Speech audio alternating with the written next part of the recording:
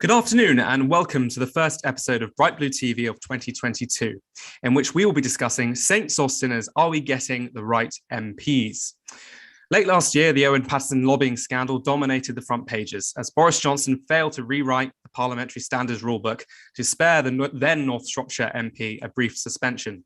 The scandal precipitated a wave of sleaze allegations over the propriety of lucrative second jobs. Fast forward to 2022 when the front pages are once again awash with scandal, this time about the Prime Minister himself and allegations of illicit wallpaper and illegal parties. As the list of scandals grows, are politicians trying to help the public or just themselves? However, there is another side to the story. Last year also saw the horrific killing of beloved MP Sir David Amess. Tributes poured in for the humble and dedicated backbencher, and questions were again raised about the abuse and threats MPs endure so soon after the murder of Jo Cox in 2016. BAME and women MPs have been particularly vocal about the abuse they receive, and the Speaker, Lindsey Hoyle, has said this is only the tip of the iceberg. With all this personal risk and hatred online, are we dissuading the right people from considering a career in Parliament while we are stuck with the wrong ones?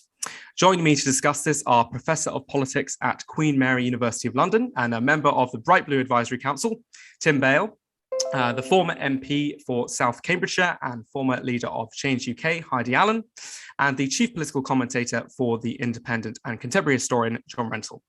If you would like to join in the conversation, you can do so via Slido by clicking in the link in the description below or by using the code #BBTV. So, Tim, what are MPs for? And is there a difference between what MPs think they should be doing and what the public thinks they should be doing? Well, I guess MPs have got a number of roles, haven't they? The first is clearly to represent the particular place that they are elected from and those constituents who live there. The second is to represent various shades of opinion within the country. So they have a kind of dual representative role, if you like, a kind of ideological representative role and a place representative role. Then they are there to either form a majority for the government, without which nothing can really be done in our parliament, particularly because we have this very adversarial, largely two-party system, or indeed to help form the opposition to that government in order to better scrutinise that government and hold it to account. But of course, MPs on the government side are also involved in scrutiny on individual pieces of legislation, and as members of select committees as well, which hold particular ministries and indeed the ministers to account. In terms of what the public want their representatives to do, the public is very much more focused on the constituency side of representation, if you like. They don't necessarily hold the ideological function in complete contempt, because clearly people operate with their own ideological blinkers. But if you look at surveys of the public and what they want MPs to do, they want them to spend as much time as possible on constituency matters. They want to see them in the constituency. They want them in constituency surgeries, and they want them to sort out any problems they might have. And one problem that MPs have, and I'm sure Heidi will be able to speak to this, is that people will often contact their MP for problems which actually aren't really within the remit of a member of parliament, and yet members of parliament feel in some ways kind of obliged to help them out, or at least point them in the right direction. So that quote unquote social work function of MPs has massively expanded over the last 30 to 40 years. It wasn't non-existent, say, in the 1960s or 1970s, but it is much, much more of an MP's time now. But in some ways, constituents want it two ways, because they also like to see their MP in the House of Commons chamber, giving speeches, ideally speeches which mention the constituency. So MPs are, if you like, dragged in all sorts of different directions, and that's what makes it such a very difficult job. In some ways, quite a rewarding job as well, but also a very hard job. MPs report that they work, 80-hour weeks quite routinely, and that might even be an underestimate. Heidi might tell us. Yeah, so turning to Heidi then, you had a career outside of politics before you became an MP. When you first entered Parliament, what was your experience taking on this, frankly, bizarre job? What advice were you given by colleagues? Advice given was by the whips. Basically, do what you're told, read out what I'm about to give you on this piece of paper and you'll go far, which was a bit of a shock to somebody like me who had no political background at all. People still don't quite believe this, but I didn't know what a whip was. I should have come along for some classes with Tim perhaps before I decided to stand to be an MP, because it was a real shock to the system when I got there. And what disappointed me, I'll be honest, most was the lack of expertise. I expected to be surrounded by captains of industry, the best head teachers we've ever had, doctors, nurses, people with real grounded expertise in topics, and independent minds, people who were prepared on behalf of their country to scrutinise legislation, scrutinise things that the government wants to do, and make sure it was the best and the right decision. And I saw almost none of that. And then when you couple that with a lot of, this is like therapy, isn't it? Get it out of my system. When you couple that with this power thing, desire to climb the greasy pole, to be a minister, to get the red box, be in a car, it's almost like people are prepared to leave their integrity and their views to one side in the interest of self-promotion, because that's what the system rewards. I learned very early on, it took me, I think from memory, about 5 months before I made a speech, because I was so disillusioned with what I found when I got there, that is absolutely the kiss of death. When you say what you think and you hold the government to account and you tell them you think they're about to make a catastrophic mistake, that is it, it's game over. And we shouldn't have that. We need a system that has the brightest, the best, the most compassionate, the most knowledgeable, and it rewards them for knowledge and expertise and hard work. And we have, I would say, almost completely the opposite of that, I'm afraid. YouGov has shown an increase in the belief from the public that politicians are just out for themselves. I think it was 63% in December in the wake of the Owen Paterson scandal said that politicians were merely out for themselves. John, there have been many scandals throughout parliamentary history, not least the expenses scandal, which wasn't too long ago in 2009. How bad do you think things are now? And with somebody like Boris Johnson as Prime Minister, who people will freely admit they distrust, even if they still vote for him, do voters really care about honesty and integrity in politics?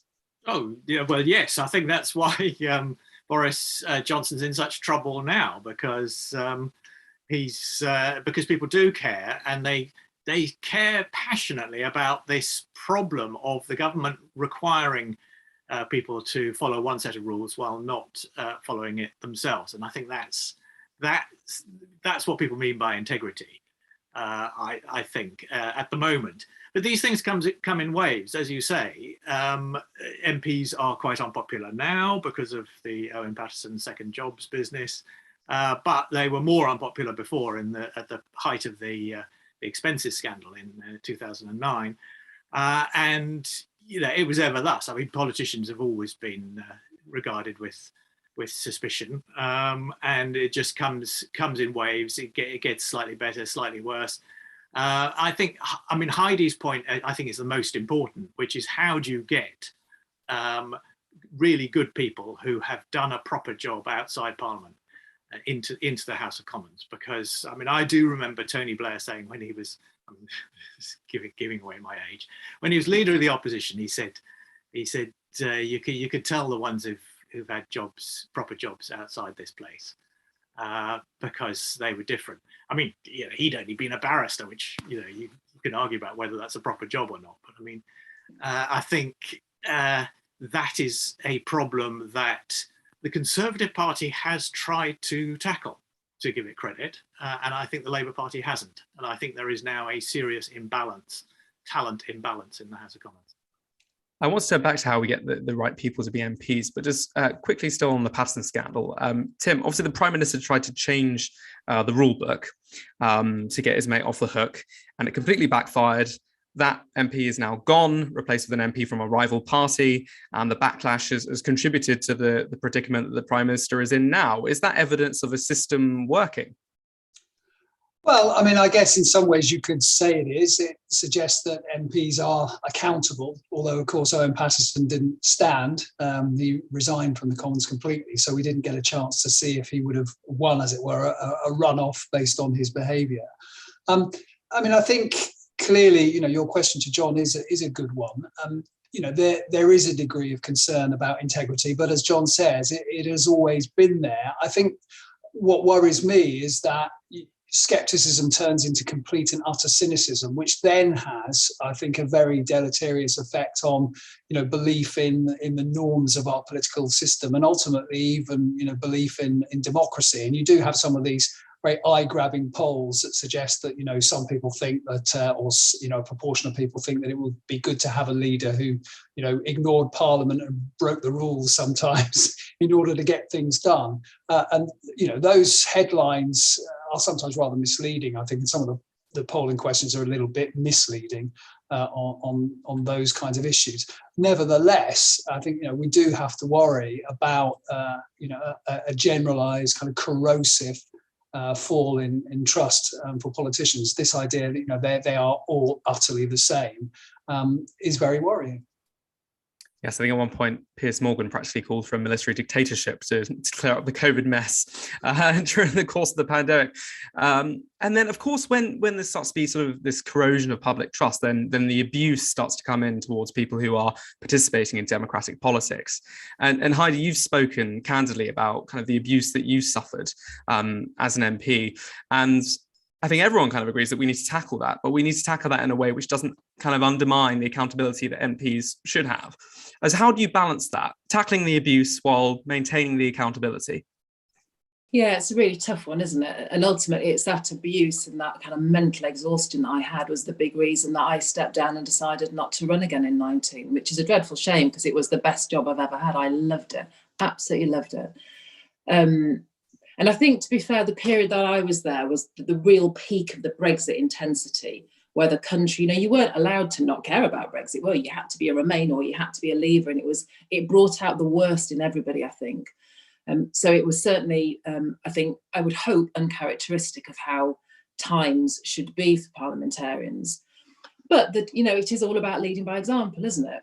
And I always vowed when I became an MP that I would never get into slanging matches with the opposition. I want to hear good ideas. I don't care if it's a Labour idea or a Green idea. If it's a good idea for the country, it's a good idea.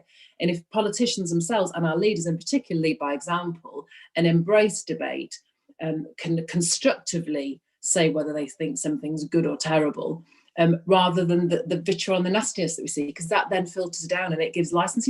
Media, can't say the Independent have ever done this, but in the media, some of those headlines, I was one of those wanted poster Brexit mutineers on the front of the Daily Telegraph. That's not on. We're there to do a job, but we have to lead by example to have that respect back.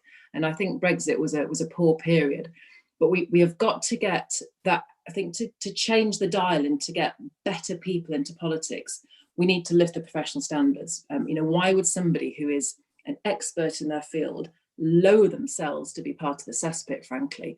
So I think that's probably where we need to start. And dare I say, it may start with a change in Prime Minister.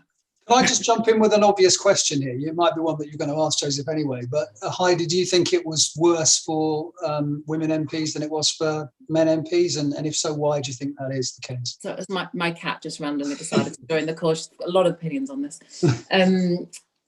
Anecdotally, I would say yes.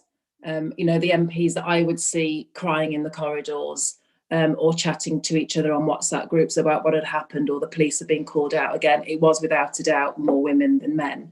And I think principally because, bullies like to pick on who they perceive to be weaker, and women are perceived wrongly, of course, I think in their heads to be weaker. And the 5 or 6 that got sent to prison that were related to things that were activities around me or, joint with other colleagues, were men hundreds of miles away, sitting in bedrooms in front of a little computer, having their moment of power and feeling that they could bully and control us. So anecdotally, yes, as much as I, without a scientific survey, did say that women were more affected by that. Can I just ask, I'll return to John in a second, but Heidi, what sort of support networks are in place? Obviously, people like Meghan Markle have talked about how they were suffering within the institution of the monarchy and there weren't that structures in place to help them through that. Did you find that, was it colleagues that supported you? What other services were available to help you when you were abused and you did feel like you needed help? I think we all had slightly different experiences. In terms of the parliamentary wraparound, certainly after Jo Cox, we saw things change dramatically. I remember being at a meeting in Portcullis House between not all, but a lot of women MPs and Lindsey Hoyle, because of course he was deputy and that was his role at the time, and some people from IPSA around what we were allowed to claim on expenses for security cameras, that kind of thing. And I remember there was one female MP I was sitting next to who had to pay personally for the legal fees to get an injunction out against a stalker. There was nothing parliamentarised within the expenses framework that she was allowed to claim for that.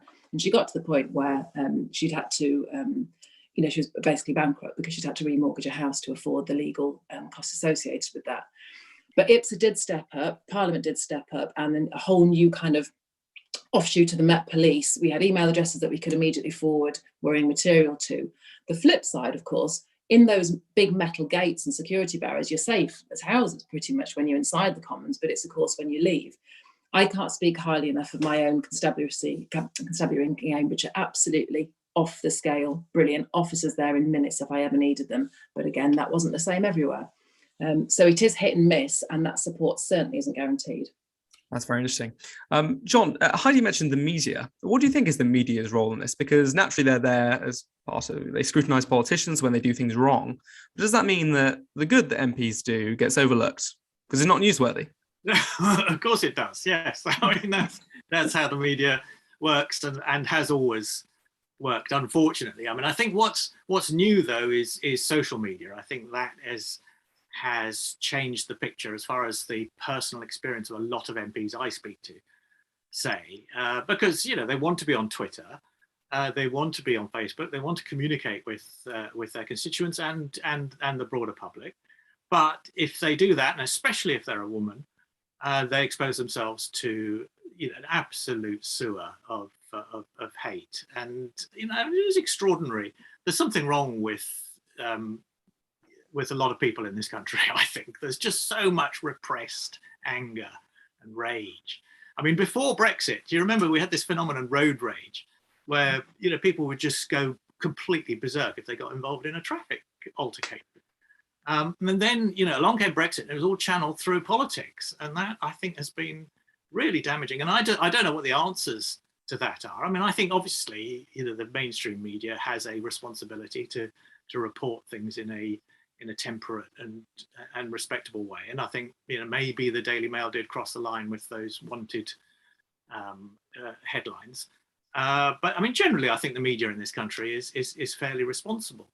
And obviously, I mean, I don't want to diminish the abuse, but I mean, one thing we ought to celebrate is the fact that more than half of the Parliamentary Labour Party is now women.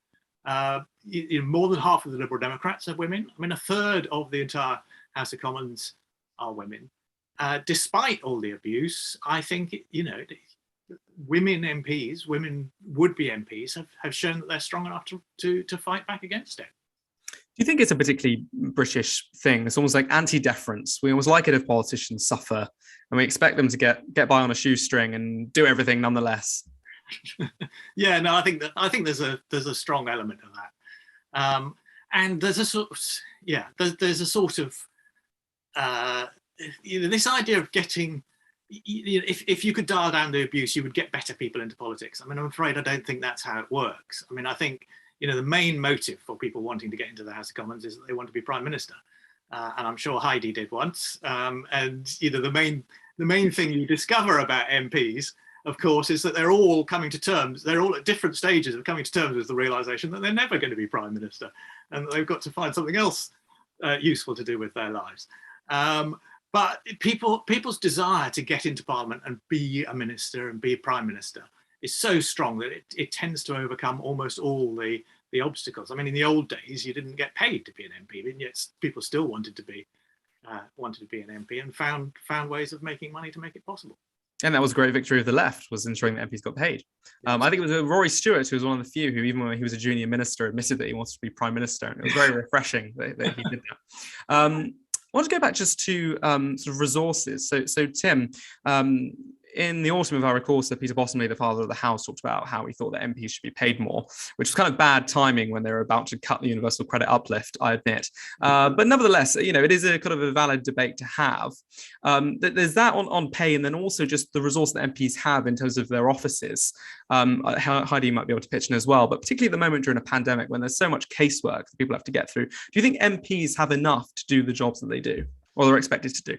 Well, I think on the second question, the answer is no, to be honest. If you look around legislatures in other parts of Europe and indeed most obviously the United States, then legislators are far better resourced in terms of staffing and indeed sometimes even in terms of offices, etc. So I think given the rise in casework, and hello to the cat again, Great to have the cat.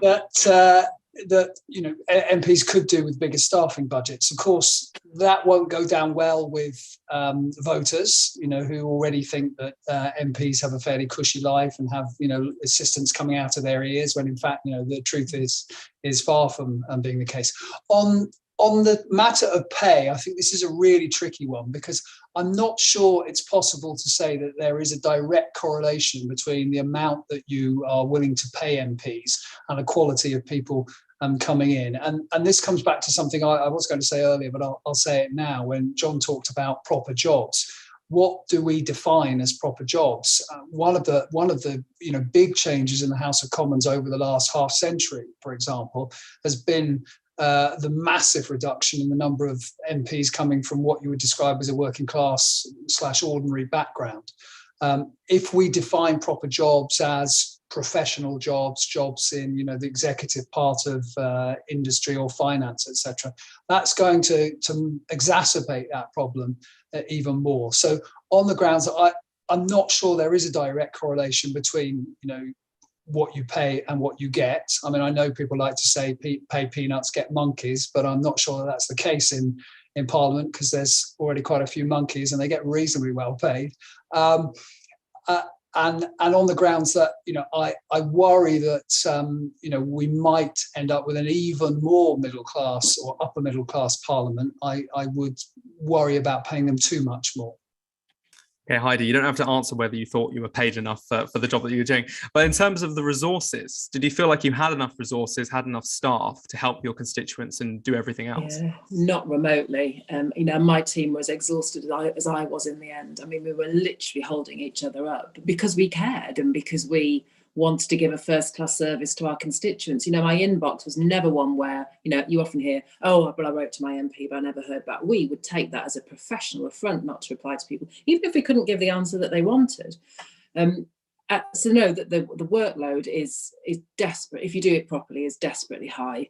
There's also no relationship between the number of constituents you have and the amount you have for staff. So, my constituency, South Cambridge, was growing at a rate of knots as one of the ones that would be changing the boundary review. There's no reflection there. The fact that you are always on, there is no such thing as a 5-day week as an MP. Again, if you're doing the job properly, you are significantly under-resourced. And you see these headlines, oh, you all that money you spent, well, it's on postage or it's on rent. And if my constituency happens to be an expensive area, well, then the rent's going to be high. That's not me being wasteful. On the salary question, I think if we weren't in such a filthy pit of mire, then maybe the salary might help a little bit. But I think that moment has passed. It's about integrity. It's about professional standards. It's about the threats, the danger. I think money isn't going to fix anything right now. And just one quick question, as it's topical. Did you think there was a problem with drinking culture in Parliament when you were there? Massively. I didn't engage in that at all. I was there to work.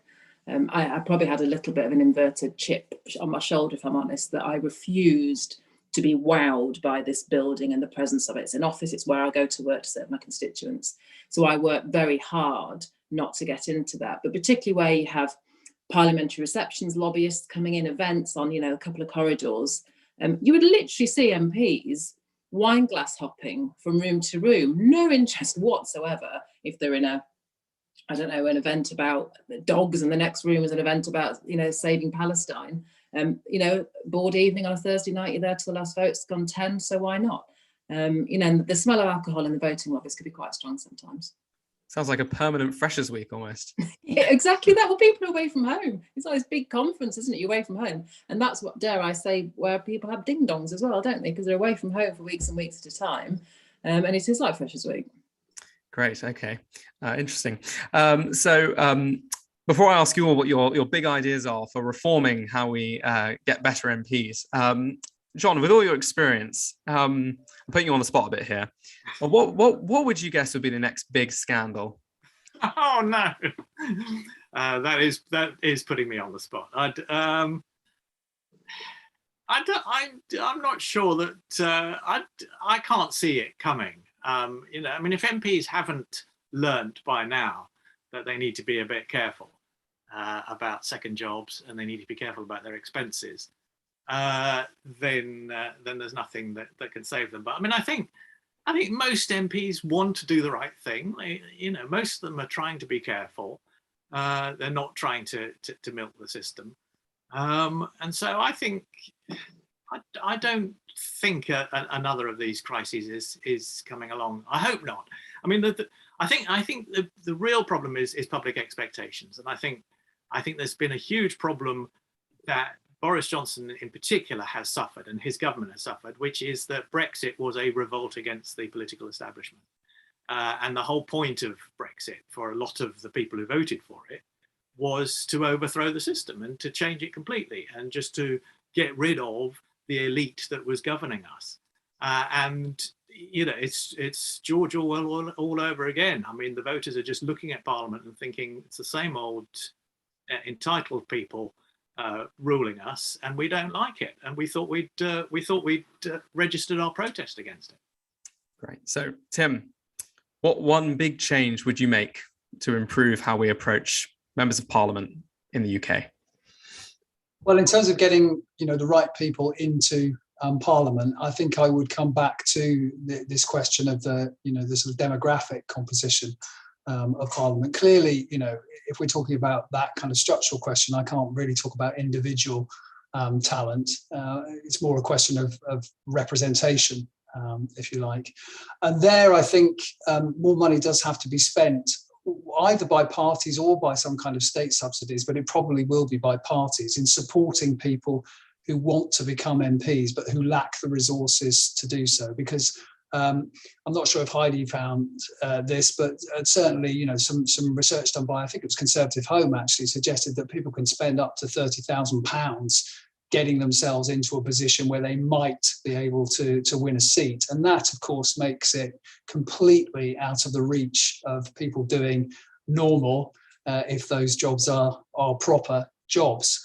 So I guess I would like to see parties do more to try and subsidise potential candidates. Clearly, that's done a little bit at the moment, and we've had promises sometimes from the Conservative Party to do more on that. I'm not sure where they've got to. And of course, trade unions do that. But trade unions, although interestingly, you know, they are supposed to be doing it in order to get more working class people into Parliament. Actually, the research on this, and I know because I examined a PhD on it, suggests that trade unions actually tend to favour people because of their ideological convictions rather than necessarily because of the background they come from. So if trade unions are genuinely interested in getting more working people into Parliament, then they need to review the way that they subsidise some of those potential candidates. But that's where I think I would put in some of the effort and some of the resource. That's interesting. I haven't heard that £30,000 stat before. Heidi, what would have encouraged you to stay in Parliament and people like you to join up? More wine, probably. I was low by that point. Well, you weren't part of the drinking culture. Yeah, when I got home, I was part of the problem.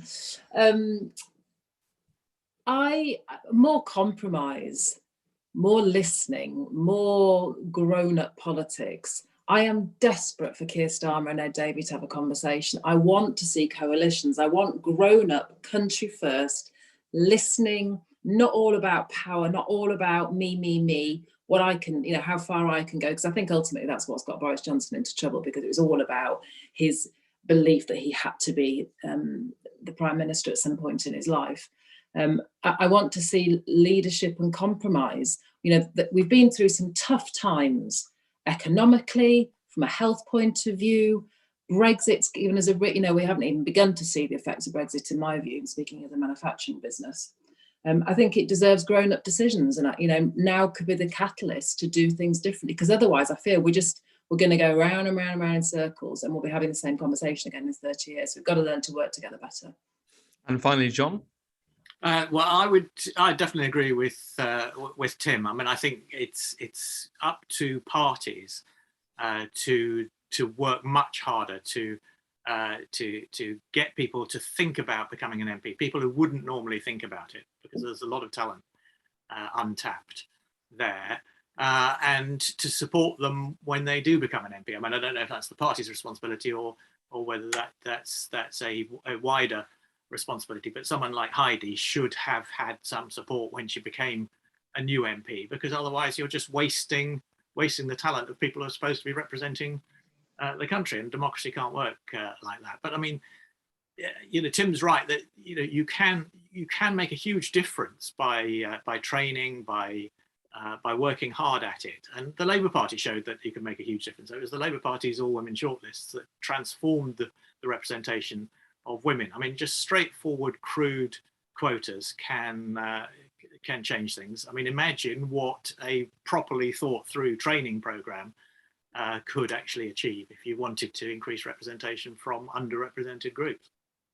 Great. Lots to think about on this really important issue, and I hope we carry on having these conversations. Thank you very much to Tim, Heidi and John for joining me. We really appreciate your time this afternoon. Have a great rest of your week, and also the same to everybody watching, and goodbye. Thank you very much. Thank you.